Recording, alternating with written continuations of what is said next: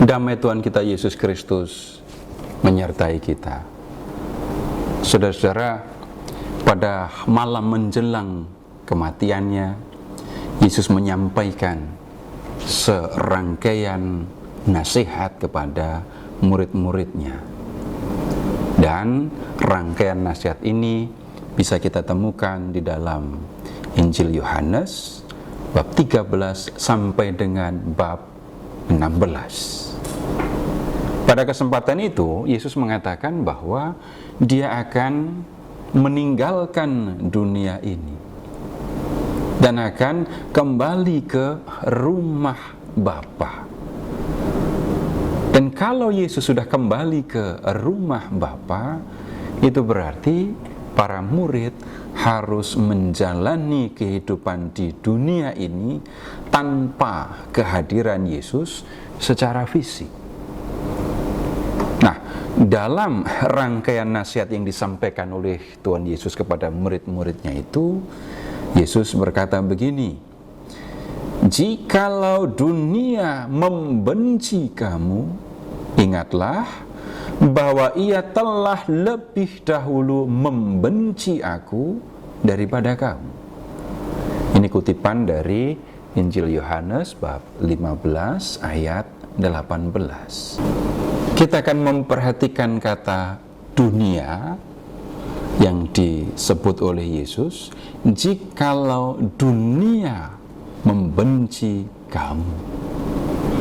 Apa yang sebenarnya dimaksudkan oleh Yesus dengan kata dunia? Nah, kita akan melihat beberapa arti dari kata dunia di dalam Injil Yohanes, sehingga nanti kita bisa menemukan apa yang sesungguhnya dimaksudkan dengan dunia yang membenci para murid Yesus. Kita lihat yang pertama dulu.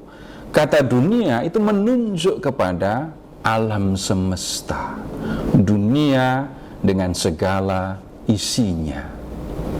Dalam Injil Yohanes bab 21 ayat 25, secara hiperbolis dikatakan bahwa dunia tidak cukup untuk menampung kitab kalau segala sesuatu mengenai Yesus harus dituliskan.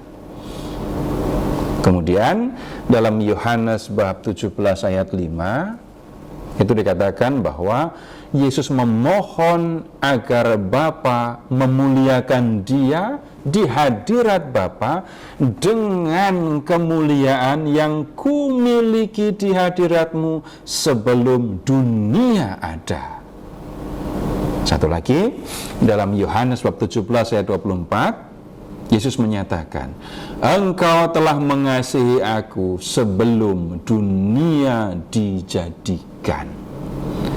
Dalam ayat-ayat ini, saudara-saudara, jelas bahwa dunia adalah alam yang diciptakan oleh Allah dengan seluruh ciptaan yang ada di dalamnya.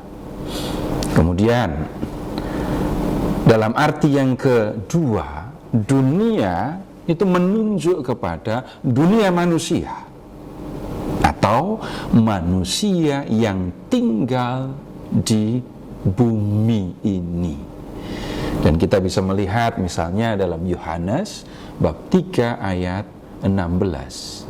Karena begitu besar kasih Allah akan dunia ini. Yang dimaksudkan jelas bukan bumi, langit, dan ciptaan yang tinggal di dalamnya.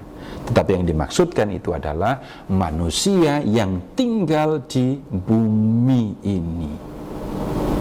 Kemudian dalam pemahaman yang ketiga, kata dunia di dalam Injil Yohanes itu seringkali menunjuk kepada manusia, termasuk para pemimpinnya yang membenci Yesus dan juga membenci murid-muridnya.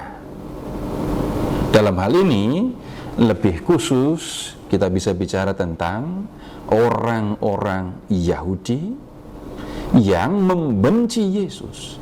Tidak semua orang Yahudi, tetapi orang-orang Yahudi dan para pemimpin mereka yang menaruh kebencian kepada Yesus, yang tidak mau menerima Yesus.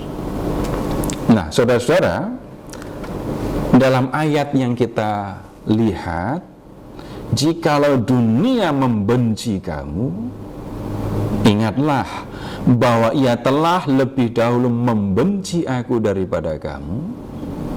Kata dunia menunjuk kepada orang-orang yang menolak Yesus, termasuk orang-orang Yahudi, termasuk para pemuka agama Yahudi. Nah, kenapa mereka sampai menolak Yesus? Secara sederhana kita bisa mengatakan apa yang dikatakan, apa yang dilakukan oleh Yesus tidak sesuai dengan apa yang mereka pikirkan. Bagaimana mungkin Yesus orang Nazaret mengaku sebagai Mesias, anak Allah? Kemudian Yesus juga menyatakan kesatuannya dengan Bapa. Orang-orang Yahudi tidak bisa menerima hal ini. Dan akibatnya mereka menolak Yesus, mereka membenci Yesus, dan kemudian bahkan mereka membunuh Yesus. Kalau kemudian para murid Yesus juga dibenci oleh mereka, alasannya adalah karena para murid dipandang sebagai pengikut orang yang bersalah. Sebut saja mereka mengikuti orang yang oleh para pemuka Yahudi dipandang sebagai orang yang menghujat Allah. Kalau sampai para murid Yesus itu menyampaikan pengajaran tentang Yesus, maka itu artinya mereka juga dianggap sebagai orang yang menyebarkan kesesatan. Nah, saudara-saudara, itu yang kita bisa pahami tentang dunia yang membenci Yesus. Semoga apa yang kita diskusikan kali ini dapat menolong kita untuk mengerti firman Allah yang tertulis dalam kitab suci.